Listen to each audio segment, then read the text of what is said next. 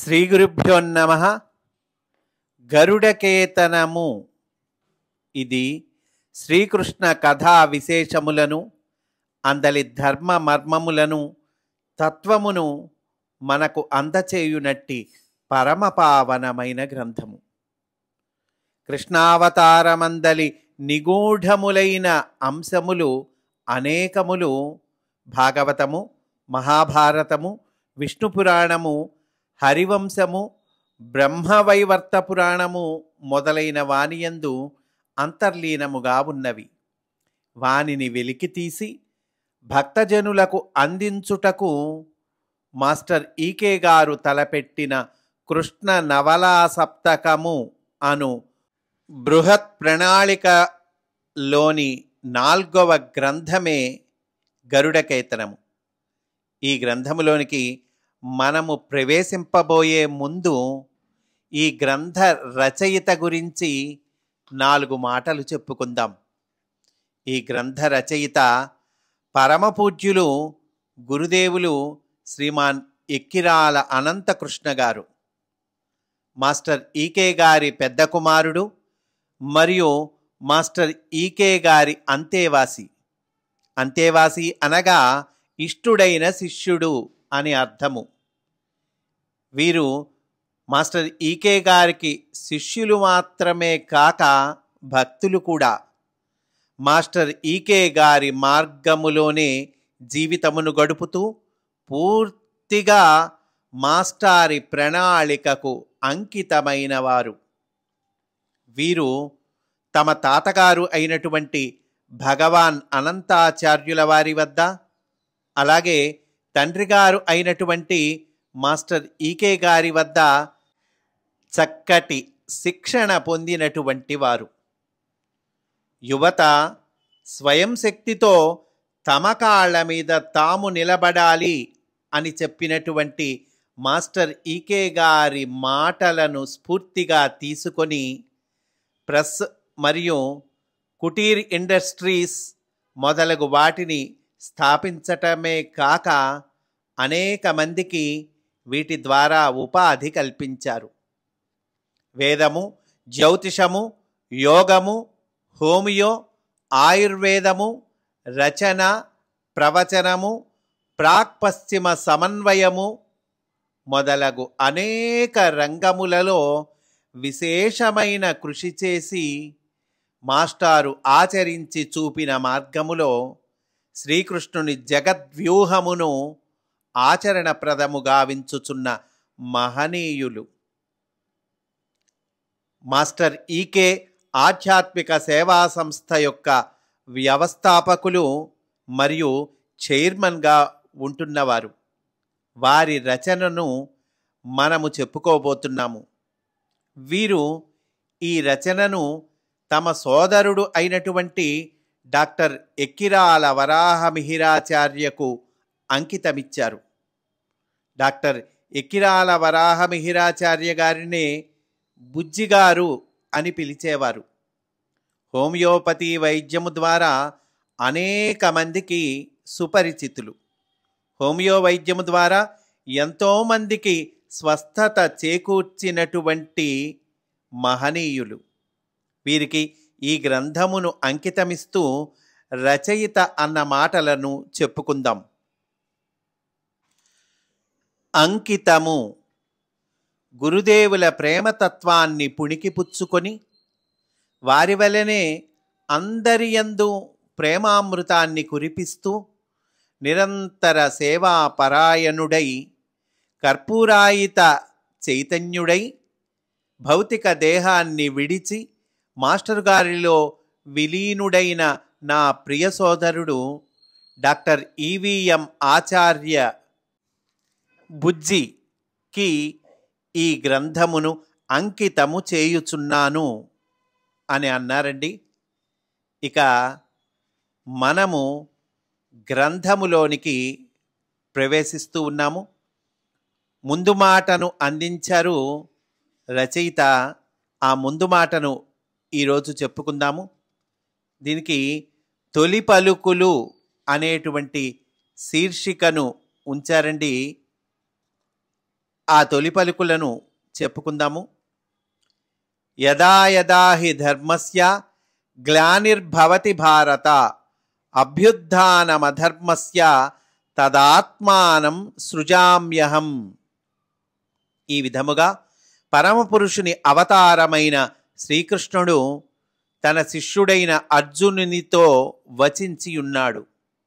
వ్యక్తిగత ప్రయోజనమునకే ప్రాధాన్యము పెరిగి దాని కొరకు విశ్వశ్రేయస్సుకు విఘాతము కలిగించడమే ధర్మగ్లాని. ఈ విధమైన పరిస్థితులను కల్పించి సామాన్య ప్రజల మనస్సులలో భయమును రేపి వారి జీవితమునకు దుర్భర పరిస్థితులను కల్పించుటయే దుష్టశక్తుల ప్రయత్నము. స్వార్థపూరితమైన ప్రవర్తన కలవారిని ఆధారము చేసుకొని ఈ దుష్టశక్తులు బలోపేతములై సత్ప్రవర్తన కలవారిని హింసించుట ఆరంభించును. వారి బలము పెరిగినప్పుడు వారిని నిరోధించి సాధుజనులను రక్షించుటకై సృష్టికి మూలమైన పరమాత్మ భౌతిక కక్షలోనికి దిగివచ్చును. అట్టిదే శ్రీకృష్ణుని అవతారము. సూర్యుని కిరణములను లెక్కించుట ఎంత కష్టమో శ్రీకృష్ణుని అవతార ప్రయోజనములైన లీలలను లెక్కించుట కూడా అంత కష్టము.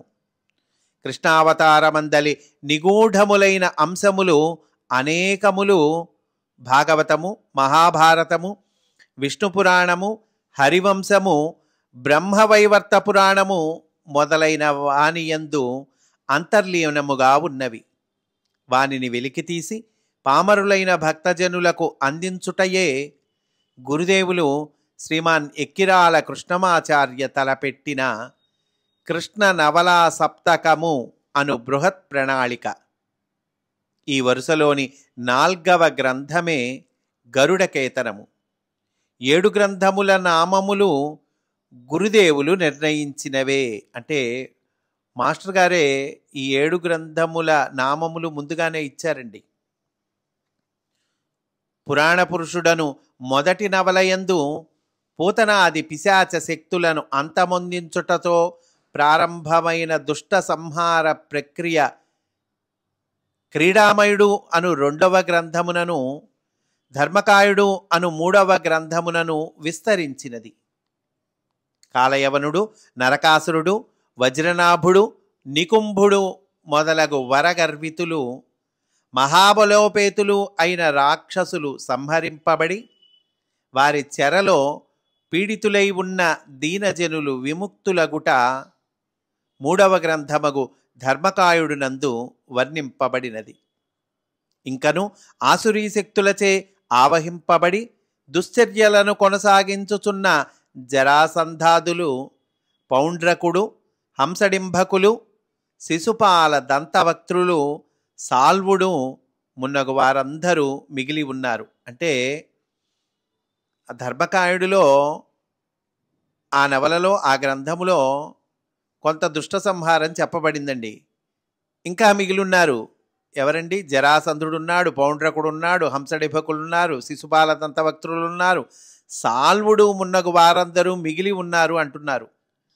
శ్రీకృష్ణుని దివ్య రథము యొక్క పైభాగమున గరుత్మంతుని ప్రకాశమానమైన చిత్రము కల కేతనము రెపరెపలాడుచుండును.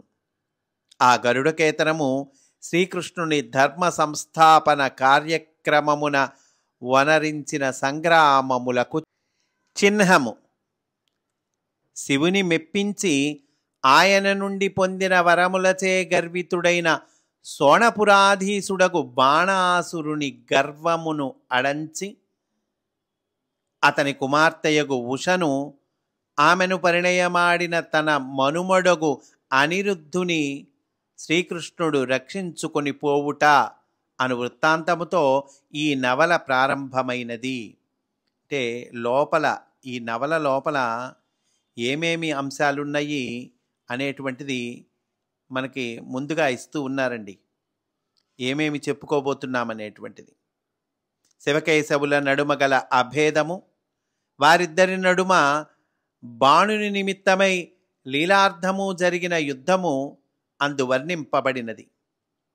పౌండ్రకుడు తన మిత్రుడైన కాశీరాజగు సుమిత్రునితోనూ భారత ధర్మమునకు ద్రోహము తలపెట్టిన ఏకలవ్యునితోనూ ఇతర సామంతులతోనూ నెరపిన రాజకీయము వారందరూ కలిసి ద్వారకపైకి దండెత్తి కృష్ణ బలరాముల చేత హతులగుటయు వర్ణింపబడినది. అదేవిధముగా శివుని నుండి పొందిన వరములు మరియు దివ్యాస్త్ర బలముతో గర్వితులై లోకకంటకులుగా వర్తించిన హంసడింభకులును వారు పొందిన వరములకు విఘాతము కలుగకుండా అంతమొందింపబడుట సంభవించినది. అంటే వాళ్ళు పొందిన వరాలకి విఘాతం కలగకుండా అంతమొందించటం అండి. వారిని అంతమొందించిన పిమ్మట కృష్ణ బలరాములు గోవర్ధనమును చేరి అచట యశోదానందులను మాధవీ శతగోపులను మిగిలిన వ్రజవాసులను కలుసుకొని వారికి ఆనందము కలిగించిన సన్నివేశము కూడా అదే అధ్యాయమునందు వర్ణింపబడినది. తనకు సంపూర్ణముగా శరణాగతుడైన ధర్మజుని రాజసూయమును చేయుటకు సంకల్పించున్నట్లుగా నారదుని ద్వారమున వాసుదేవుడు ఒక సన్నివేశమును సృష్టించెను. తదుపరి వ్యాసుని ద్వారమున ధర్మజుని సంకల్పమును దృఢపరచెను. అటుపైన తానే స్వయముగా సర్వమునై నిలిచి రాజసూయమును అసమానమగు రీతిలో నిర్వహింపచేయుట జరిగినది. కృష్ణస్వామి ధర్మరాజు చేత అదిగో రాజసూయ యాగాన్ని నిర్వహింపచేశాడండి. ఆ కథ కూడా లోపల మనం చెప్పుకోబోతూ ఉన్నాం. త్రేతాయుగమున హరిశ్చంద్రుడు రాజసూయమును నిర్వహించిన తరువాత ద్వాపరమున యుధిష్ఠిరుడు తక్క మరెవ్వరునూ ఆ యాగమును నిర్వర్తించుట జరుగలేదు. అదిగో చూడండి, హరిశ్చంద్రుడు తర్వాత మళ్ళీ ధర్మరాజేటండి ఈ రాజసూయాగాన్ని నిర్వహించినది. ఈ యాగము పరిసమాప్తమగు లోపున విఘ్నము కలిగినను లేక రక్తపాతము జరిగినను కలుగబోవు తీవ్ర పరిణామములను వ్యాసమునీంద్రుడు ముందుగానే ధర్మజునకు వివరించెను. కృష్ణుడు శిశుపాలుని వధించుటకు కారణము వ్యక్తిగతమైన దూషణము కాదనియు సామాజిక దుశ్చరితమే అనియు ఇందు స్పష్టముగా ఆవింపబడినది. అంటే మనం ఏమనుకుంటాం, శిశుపాలుడు కృష్ణుణ్ణి దూషించాడు, అందువల్ల కృష్ణుడు సంహరించాడు అని అంటారండి. కానీ అది కాదు, వ్యక్తిగతమైన దూషణ కారణం కాదయ్యా, సామాజిక దుశ్చరితమే అని ఇందు స్పష్టముగా వింపబడినది అంటున్నారు. ధర్మజుని చేత రాజసూయ యాగమును నిర్వర్తింపచేయుట భరతఖండమందలి ఇతర రాజ్యములను ఆక్రమించి అతని రాజ్యమందు విలీనము చేసి అతని రాజ్యమును విస్తరింపచేయుట కాదనియు ధర్మజుని యొక్క ప్రజాహితమైన ధర్మ పరిపాలనా విధానమును అన్ని రాజ్యములకు విస్తరింపచేసి పరిపాలకులందరినీ ధర్మవర్తనులుగా మలచుటయే ముఖ్య ఉద్దేశమనియు ఇందు స్పష్టము చేయబడినది. రాజసూయము వలన భరతఖండమందలి పరిపాలకులలో శ్రీకృష్ణుని ధర్మ సంస్థాపన కార్యక్రమమునకు అనుకూలురెవరో ప్రతికూలురెవరో తెలిసిపోవును. ఎందుకు ఈ రాజసూయాగం చేయించారు అది చెప్తున్నారండి. కనుక ధర్మ సంస్థాపన కార్యక్రమములో అనుకూలురెవరు ప్రతికూలురెవరు ఇది తెలిసిపోతుంది. వారిలో పాండవులకు జయింప సఖ్యము కాని వారు పౌండ్రకుడు, జరాసంధుడు మొదలగు వారున్నారు. వారందరూ మహాభారత యుద్ధ సమయము వరకు బ్రతికి ఉన్నచో కౌరవ పక్షముననే చేరెదరు. అందువలననే వారు యుధిష్ఠిరుడు పట్టాభిషిక్తుడు కాక మునుపే శ్రీకృష్ణునిచే అంతమొందింపబడుట జరిగినది. పాండునందనులును ద్రౌపదియు శ్రీకృష్ణుని అవతార ప్రణాళికలో సహకరించుటకై దేవతాంశలతో అవతరించిన వారు కావున ఈ నవలలో స్వామి కథతో పాటు వీరి వృత్తాంతము కూడా జమిలిగా కలిసి ఉండును. అంటే కృష్ణ కథతో పాటు అదిగో ఈ పాండవుల కథ, వాళ్ళ వృత్తాంతం కూడా కలిసి ఈ గ్రంథంలో చెప్పబడింది. ఎందుకంటే వాళ్ళు కూడా ఇదిగో కృష్ణస్వామి ప్రణాళికకు సహకరించుటకై దేవతాంశలతో అవతరించారు కదా అంటున్నారండి రచయిత. మాయాద్యూతమును ఏర్పరచి పాండవుల రాజ్యమును అపహరించుటకు కారణము దుర్యోధనుడు మయసభలో భంగపడినప్పుడు ద్రౌపది నవ్వుట వలన అనునది భారతమునందును మిగిలిన పురాణములందును కూడా కనిపించదు కనుక అసందర్భము. ఇక్కడ ఏది ప్రామాణికము ఏది ప్రమాణము కాదు మనకి చక్కగా తెలియచెప్తారండి ఈ గ్రంథాల్లో. కనుక ఈ ద్రౌపది నవ్వింది, అందువల్ల దుర్యోధనుడికి కోపం వచ్చింది, ఇవేదో చెబుతారు కదండి. ఇది భారతంలో మిగిలిన పురాణంలో కనిపించదు కనుక ఇక్కడ ఇది అసందర్భము అంటున్నారు. ధర్మజునిపై గల అసూయ వలననే దుర్యోధనుడు ఈ పన్నాగమును పన్నెనని నిరూపింపబడినది. ధర్మజుడు ద్యూత వ్యసనుడనియు ద్రౌపది ధర్మ విజితయే అనియు ప్రచారమున ఉన్న అంశములు కూడా అసందర్భములే అని ఇందు నిరూపితమైనది. ధర్మజరాజు ద్యూత వ్యసనుడు అంటారండి, కానీ అది తప్పు అని ఈ గ్రంథంలో నిరూపిస్తారు. ధర్మజుడు మొదటి మారు మరలా రెండవ మారు కూడా ద్యూతమాడుటకును ద్రౌపదిని వివస్త్రను చేయు ప్రయత్నము జరిగినప్పుడు పాండవ జ్యేష్ఠుడు మౌనము మోహించుటకును గల నిగూఢమైన కారణము ఈ నవలయందు బహిర్గతము చేయబడినది. పాండవులు వనవాసము చేయుటెందులకు? ముందుగానే కౌరవులను శిక్షించి కృష్ణుడు వారి రాజ్యమును వారికి కట్టబెట్టవచ్చును కదా అని కొంతమంది ప్రశ్నించుచుందురు. కానీ వారు తనకు ఆశ్రితులు కనుక వారు నియమమును ధర్మమును తప్పక ధర్మ మార్గమున నడుచున్నట్లుగా చేయుట అది కూడా కృష్ణుని బాధ్యత. కనుక ధార్మిక జీవనమునందు శిక్షణ పొందుట, రాజ్య ప్రజల క్షేమము కొరకు తపస్సు చేయుటకు మునులచే శిక్షణ నొందుట, వనవాసులతో సహజీవనము చేసి వారి కష్టములను సానుభూతితో అర్థము చేసుకొనుట అనునవి అరణ్యవాసము వలన వారికి సిద్ధించును. అప్పుడే రాజ్యమును పాలించుటకు వలసిన అర్హత వారికి ప్రాప్తించును. కనుక వారి వనవాసము కూడా వాసుదేవుని సంకల్పమే.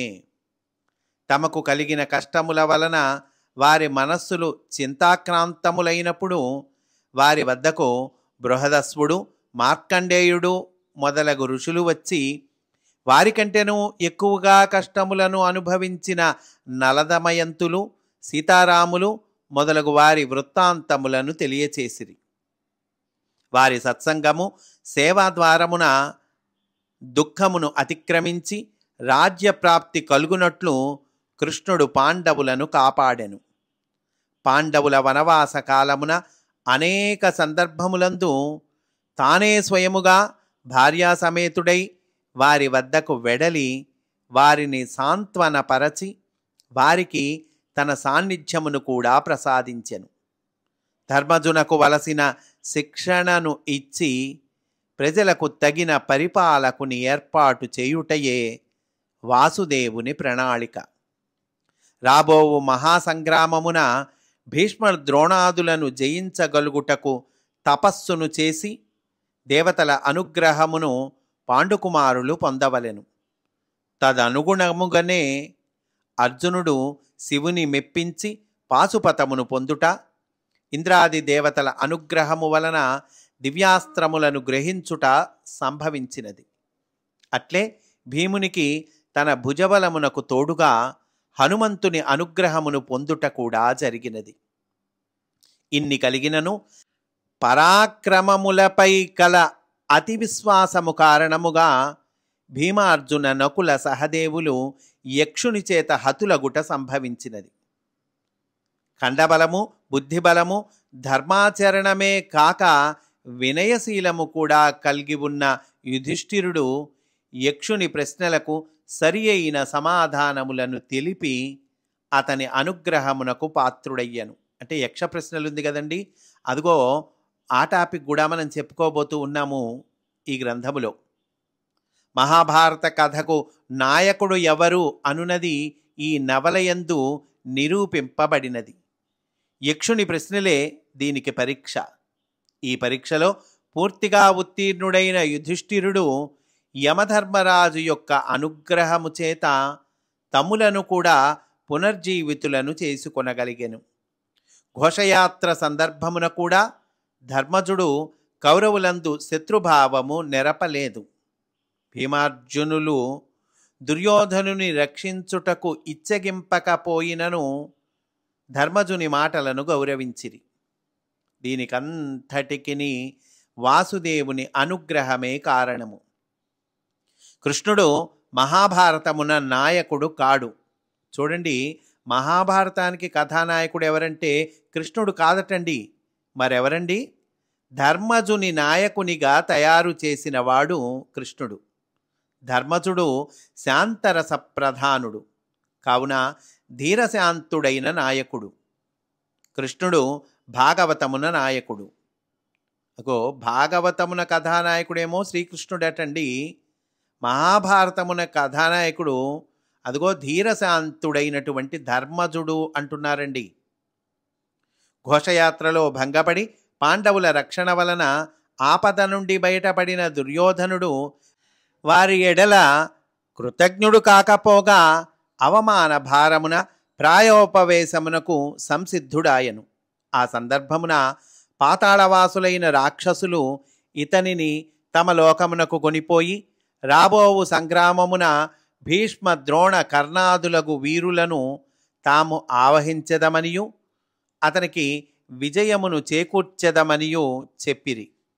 ఈ సంఘటన దుర్యోధనుడు రాబోవు యుద్ధమును నిర్ణయించుటకును యుద్ధము జరిగిన తీరుకు ప్రాతిపదికగాను ఈ నవల యందు గ్రహింపనగును. యమధర్మరాజు నుండి పొందిన వరము, దుర్గాదేవిని మెప్పించి ఆమె నుండి పొందిన అనుగ్రహము, యుధిష్ఠిరుడు అతని తమ్ములు ద్రౌపదియు అజ్ఞాతవాసమును నిర్విఘ్నముగా గడుపుటకు కారణములైనవి. అజ్ఞాతవాస కాలమున కూడా వాసుదేవుని అనుగ్రహముననే పాండుకుమారులను ద్రౌపదియు అన్ని విధములైన కష్టములను అతిక్రమించుట సంభవించినది. జీమూతమల్లుడు భీమసేనుని చేత సంహరింపబడుట మొదటి సన్నివేశము. అటుపైన కీచకుని వలన కలిగిన ఆపద నుండి రక్షించవలసినదిగా ద్రౌపది సూర్యదేవుని ప్రార్థించగా ఆయన రక్షణను పొందినది. తుదకు వాసుదేవుని అనుగ్రహముతో కీచకుడును శతాధిక సంఖ్యాకులైన అతని తమ్ములను భీమునిచే సంహరింపబడిరి. పాండవుల అజ్ఞాతవాసమును భగ్నము చేసినచో వారు నియమబద్ధులు కనుక మరలా వనవాసమునకు పోయెదరని యోచించి దుర్యోధనాదులు విరాట నగరము పైకి దండెత్తి గోగ్రహణము చేయ ఆరంభించిరి. పాండవుల అజ్ఞాతవాస కాలము పూర్తి కాలేదని దుర్యోధనాదుల అభిప్రాయము. కానీ సర్వశాస్త్రకోవిదుడైన భీష్ముడు పాండునందనుల అజ్ఞాతవాసము పూర్తి అయినదని నిర్ధారించుట జరిగినది. అజ్ఞాత కాలము పూర్తి అయినదని తెలిసి కూడా యుధిష్ఠిరుడు తమను తాము ప్రకటించుకొనుటకు తగిన సమయము కొరకై వేచియుండెను. తగిన సమయమనగా వాసుదేవుని ఆదేశమే. అగ్రజుని ఆజ్ఞ లేనిదే ధర్మజుని తమ్ములు ముందుకు అడుగు వేయరు.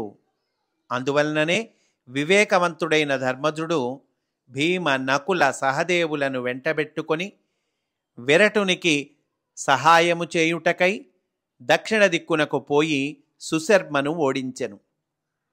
అటు అర్జునుడు ఉత్తర దిక్కున గోవులను రక్షించి కౌరవులను పరాస్తులను గావించెను.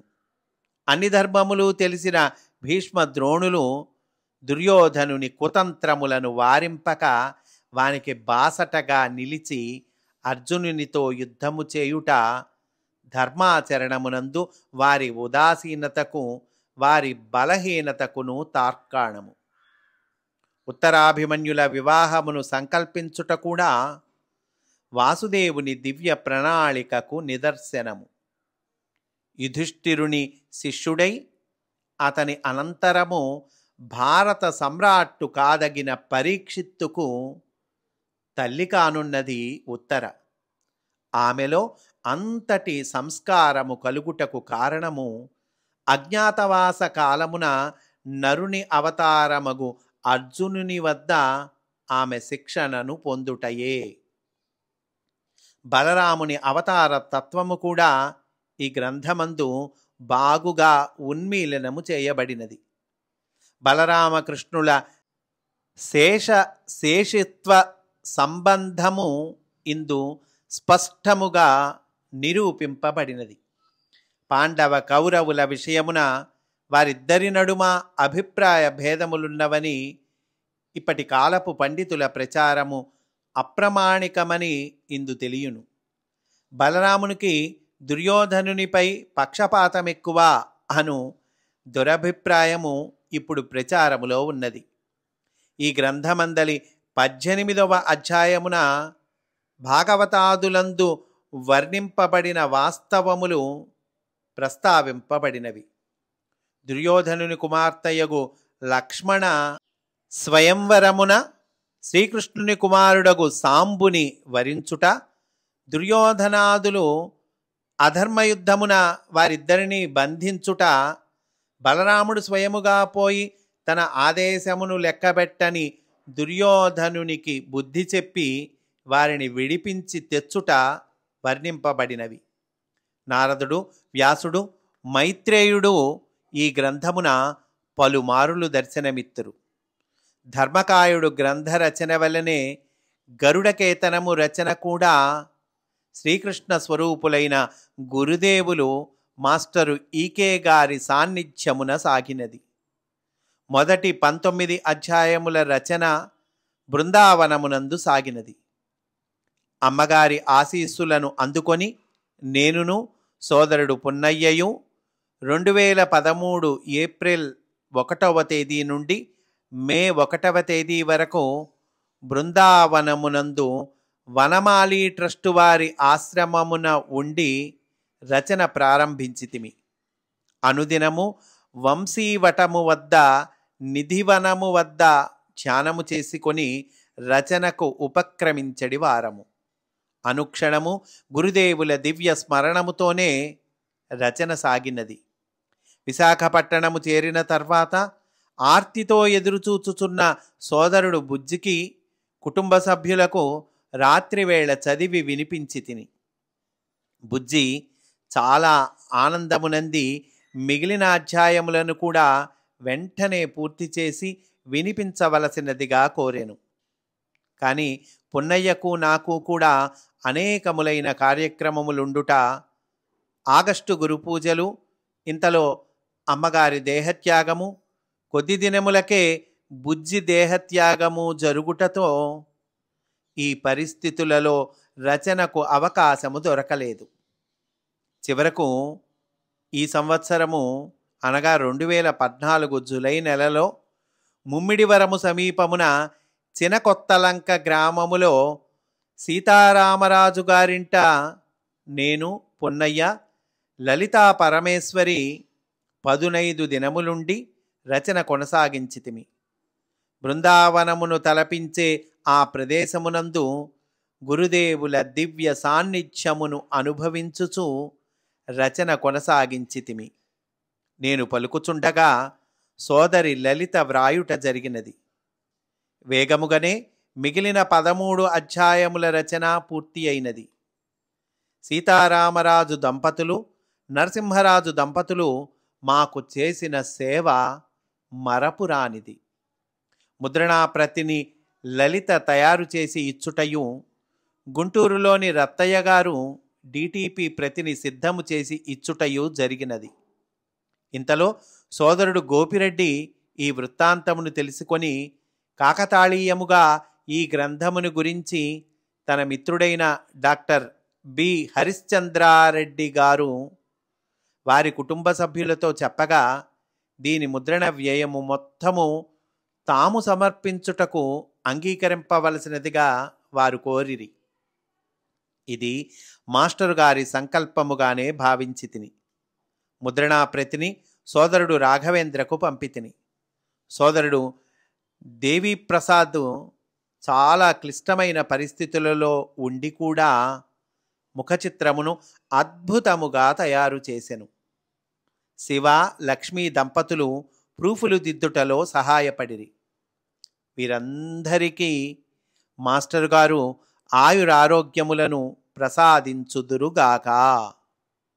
ఈ నవల రచనయందు నేనును పున్నయ్య పరికరములు అని రచన గురుదేవులదే అని మరి ఒక మారు సవినయముగా మనవి చేయుచున్నాను. ఈ గ్రంథము పాఠకుల హృదయములందు అంతర్యామి అయి నిలిచిన శ్రీకృష్ణమూర్తికి పూజా కుసుమమై నిలుచుగాక. ఎక్కిరాల అనంతకృష్ణ జయనామ సంవత్సర మార్గశిర బహుళ విధియా అనంటూ ఈ ముందు మాటను పూర్తి చేశారండి. మనము కూడా ఈరోజు ఇక్కడతో పూర్తి చేసుకుందాము. రేపటి రోజున మనము గ్రంథములోనికి ప్రవేశిస్తాము అని సవినయముగా మనవి చేసుకుంటూ స్వస్తి. వాసుదేవా.